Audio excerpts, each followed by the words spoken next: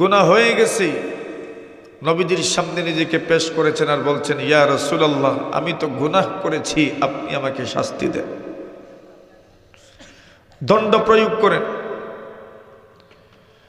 নবীজি কোনো উত্তর দিলেন না। এভাবে বলতে বলতে নামাজের সময় হয়ে গেল।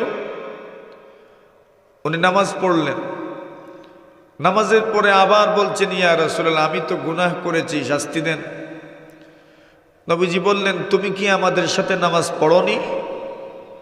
বলছেন, জি পড়েছি তো। নবীজি বললেন, তোমার নামাজের কারণে আগের সব গুনাহ আল্লাহ মাফ করে দিয়েছে। আল্লাহ নিজেও বলেন, আকিমিস সালাতা আকিমিস সালাত, নামাজ প্রতিষ্ঠা করেন, তরফাইন নাহারি ওয়া যুলাফাম মিনাল লাইল,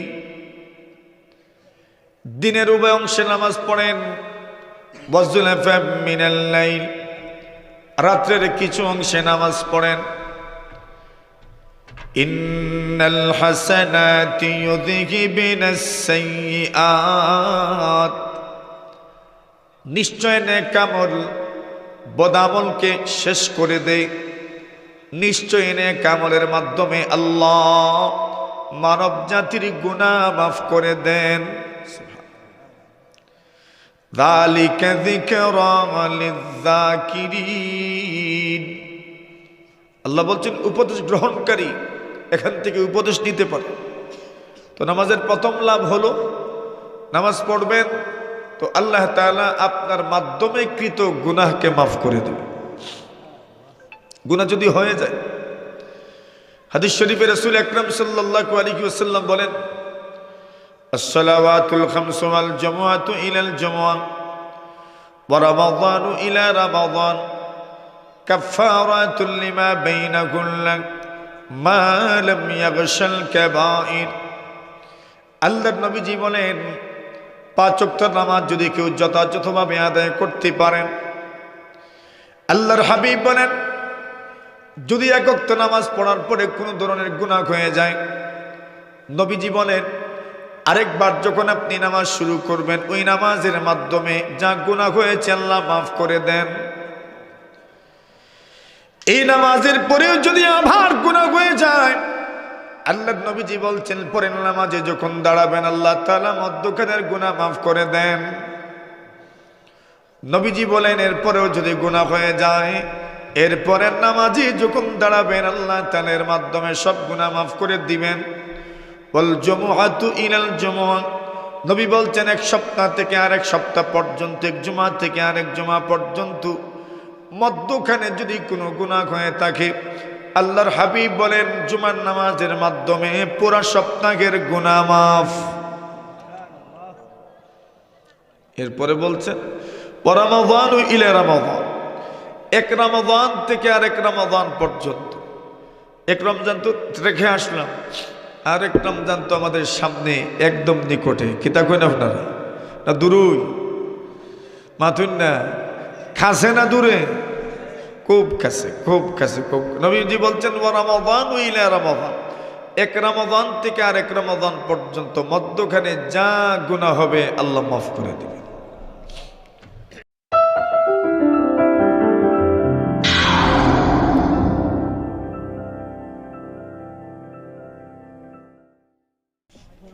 السلام عليكم ورحمة الله وبركاته. الحمد لله وكفى وسلام على عباده الذين اصطفى. أما بعد فأعوذ بالله من الشيطان الرجيم.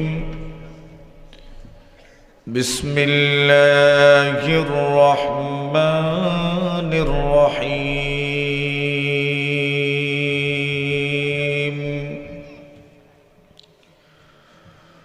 اتل ما أوحي إليك من الكتاب وأقم الصلاة إن الصلاة تنهى عن الفحشاء والمنكر ولذكر الله أكبر والله يعلم ما تصنعون.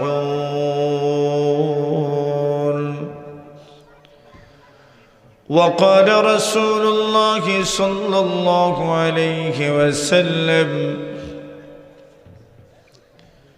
لا تشرك بالله وإن قطعت أو حرقت ولا تترك صلاة مكتوبة متعمدا فإنه من ترك الصلاة متعمدا فقد كفر. ولا تشرب الخمر فإنها مفتاح كل شر أو كما قال عليه الصلاة والسلام. آمنت بالله صدق الله مولانا العظيم وصدق رسوله النبي الكريم ونحن على ذلك لمن الشاهدين والشاكرين والذاكرين والحمد لله رب العالمين. صلى الله على سيدنا ومولانا محمد وعلى آله وأصحابه وسلم. صلى الله على سيدنا ومولانا محمد وعلى آله وأصحابه وسلم. দক্ষিণ নলঢড়ি তাহফিজুল কোরআন মাদ্রাসা ও এতিমখানা নলঢড়ি কর্মদা কুলাউড়া মৌলভী বাজারের চতুর্থ বার্ষিক ওয়াজ ও দোয়া মাহফিলের সম্মানিত সভাপতি হযরত উলামায়ে কেরাম, সর্বস্তরের দিন ধরদি ধর্মপ্রাণ মুসলমান ভাইরা, আল্লাহ পাক রব্বুল আলামিনের অসংখ্য অগণিত শুকর আমরা আদায় করছি যে মহান রব্বুল আলামিন ইশার নামাজ বা জামাত আদায়ের পরে এক দ্বীনী প্রতিষ্ঠানের বার্ষিক সম্মেলনে আমাদেরকে বসার তৌফিক দান করেছেন। এজন্য আমরা প্রত্যেকেই জবান খুলে মহব্বতের সাথে কালিমাতুশ শুকর পাঠ করছি, আলহামদুলিল্লাহ।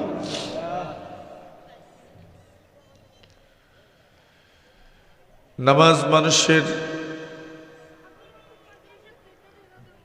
দুনিয়া আখিরাতের সবচেয়ে প্রশান্তি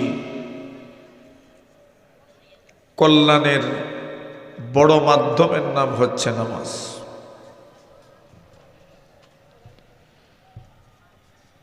জনাবে রাসূল আকরাম সাল্লাল্লাহু আলাইহি ওয়াসাল্লাম মুআয ইবনে জাবাল রাদিয়াল্লাহু তাআলা আনহুকে যখন ইয়ামান বিদায় দিলেন, যাওয়ার সময় নসিহত করলেন যে যাদের সম্মুখীন তুমি হবে তাদের কাছেও আসমানি কিতাবের ইলম আছে। বিদায় খুব লম্বা ভূমিকার প্রয়োজন নাই, সরাসরি তাদেরকে দ্বীনী দাওয়াত দেওয়া শুরু করবে। আর দ্বীনের দাওয়াতের সবচেয়ে গুরুত্বপূর্ণ পয়েন্ট হইল ঈমানের দাওয়াত। কিসের দাওয়াত? ঈমানের দাওয়াত।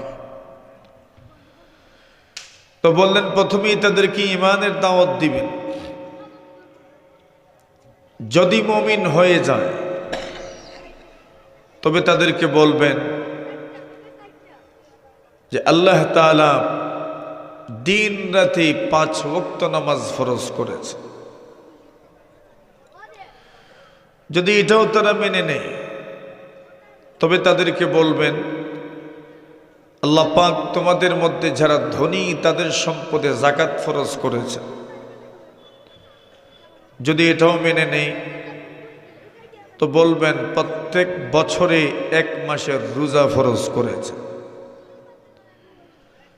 যদি এটাও মেনে নেই তো বলবেন তোমাদের মধ্যে যারা সামর্থ্যবান ক্ষমতাবান তাদের উপরে জীবনে একবার বাইতুল্লাহর হজ ফরজ।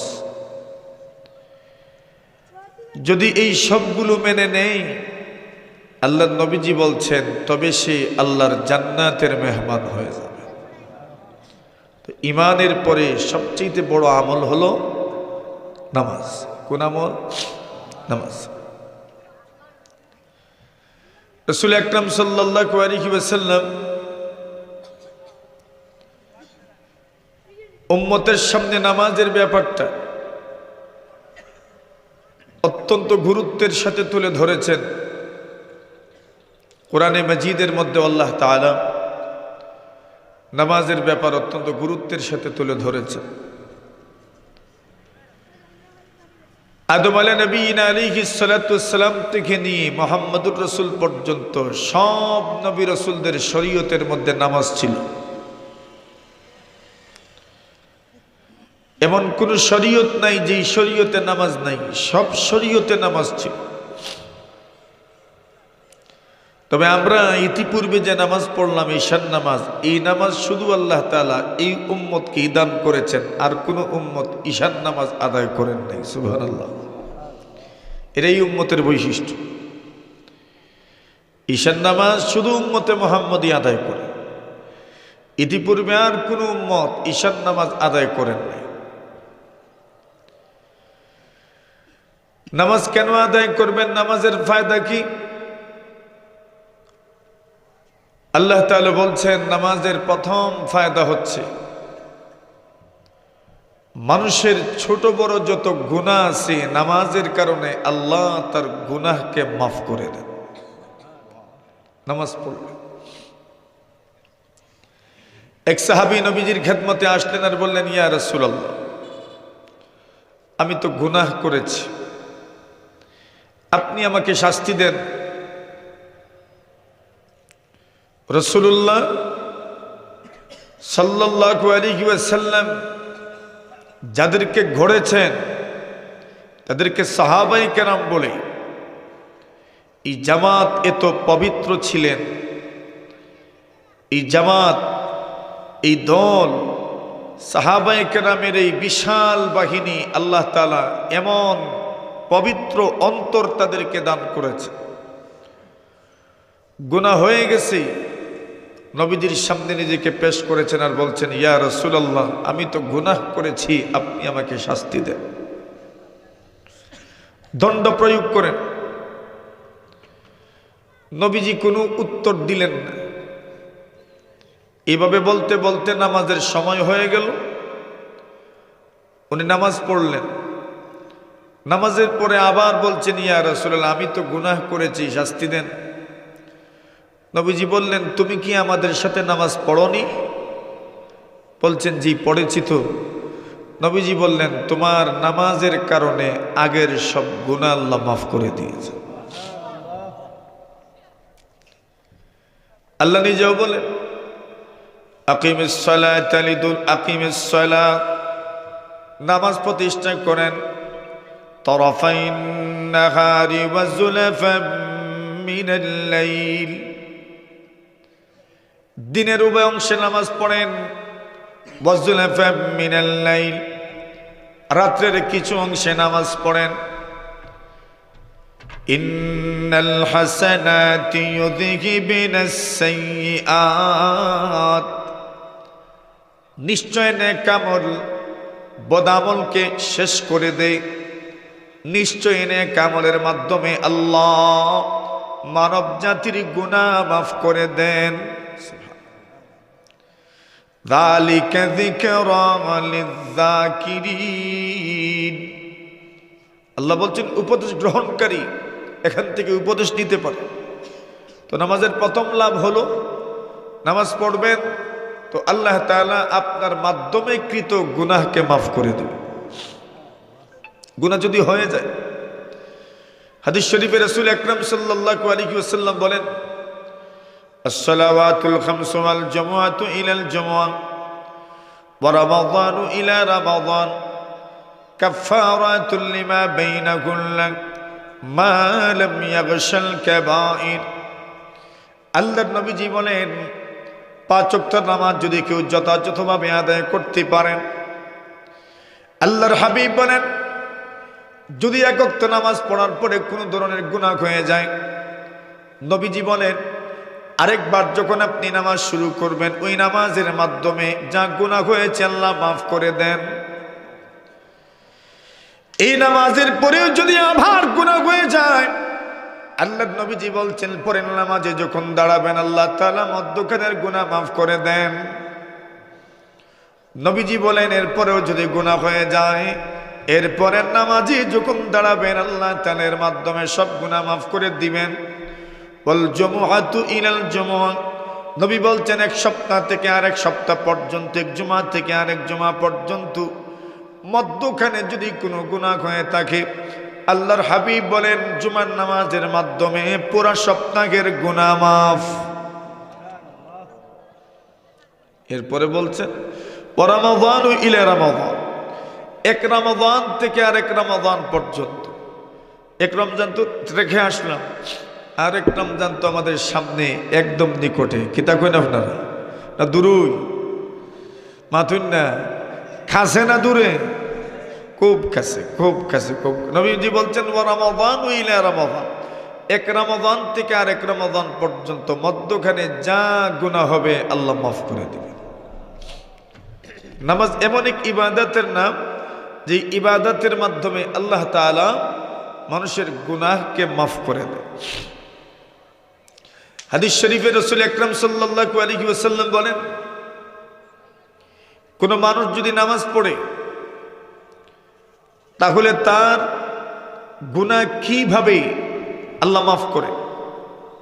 রাসূল বলেন যেমন ভাবে শীতের মৌসুমে গাছের পাতা ঝরে পড়ে, নবীজি বলছেন নামাজের মাধ্যমে মানুষের গুনাহ তাদের শরীর থেকে এইভাবে ঝরে পড়ে, আল্লাহ মাফ করেন।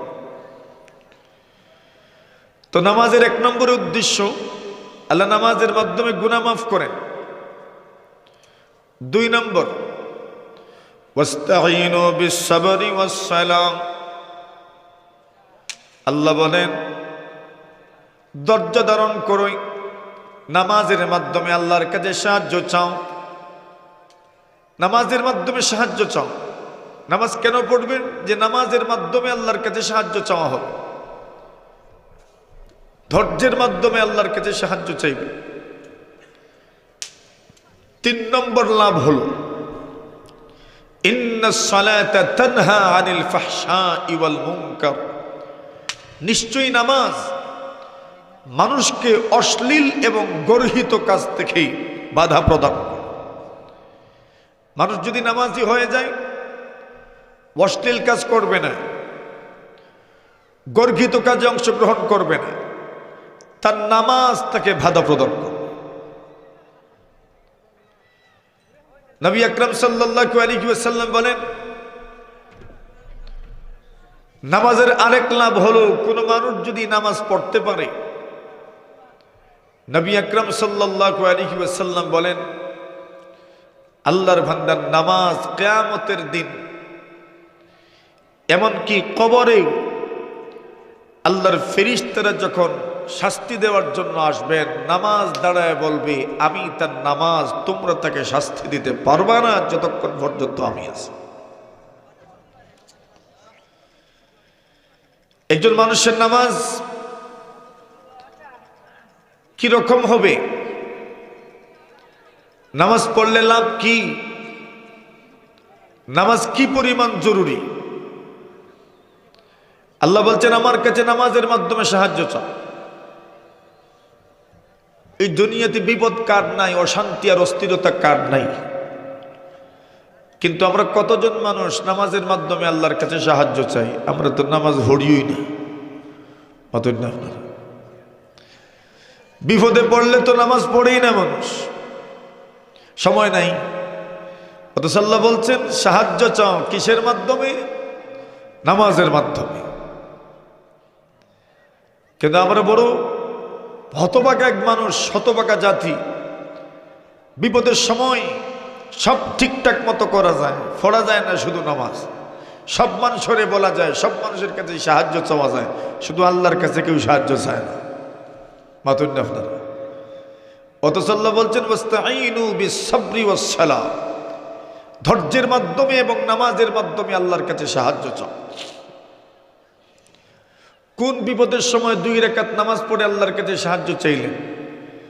ফরজ ব্যতীত, সুন্নত আর ওয়াজিব ব্যতীত 2 রাকাত নামাজের মাধ্যমে আল্লাহর কাছে সাহায্য চাও। হাদিস শরীফের মধ্যে আসে রাসূল আকরাম সাল্লাল্লাহু আলাইহি ওয়াসাল্লাম বলেন, কোন মানুষ যদি বিপদগ্রস্ত হয় আর 2 রাকাত নামাজের মাধ্যমে আল্লাহর কাছে সাহায্য চায়, তবে আল্লাহ তাআলা তার অন্তরের পেরেশানি, অশান্তি, অস্থিরতা দূর করতে আল্লাহর ফেরেশতাদেরকে সাহায্যের জন্য পাঠায় দেন। এমন হাজারো ঘটনার সাক্ষী ইতিহাস আমাদেরকে পেশ করেছে। আল্লাহ বলছেন নামাজ প্রতিষ্ঠা করেন হে রাসূল, এবং কোরআন মাজিদ আপনি তিলাওয়াত করেন। আর বিশেষ করে ফজরের নামাজ আর আসরের নামাজ। নবী আকরাম সাল্লাল্লাহু আলাইহি ওয়াসাল্লাম বলেন, ফজরের নামাজ এমন এক নামাজ, কোন মানুষ যদি ফজর এবং আসর সুন্দরভাবে আদায় করতে পারেন, নবীজি বলছেন আল্লাহ তাআলা তাদেরকে জান্নাতের মেহমান বানায় দেবেন। কয় নামাজ? কোনটা কোনটা? ফজর আর আসর। এই 2 নামাজেই যত ঝামেলা। আসরের সময় বেশিরভাগ মানুষ হাটে মাঠে, দোকানে ঘাটে, আর ফজরের সময় তো আর সবারই নাক ডাকে। হ্যাঁ, আল্লাহ বলেন আকিমিস সালাতা লিদুলুকিশ শামসি ইলা গাসাকিল লাইলি ওয়া কুরআনাল ফাজর ইন্না কুরআনাল ফাজরি কানা মাশহুদা।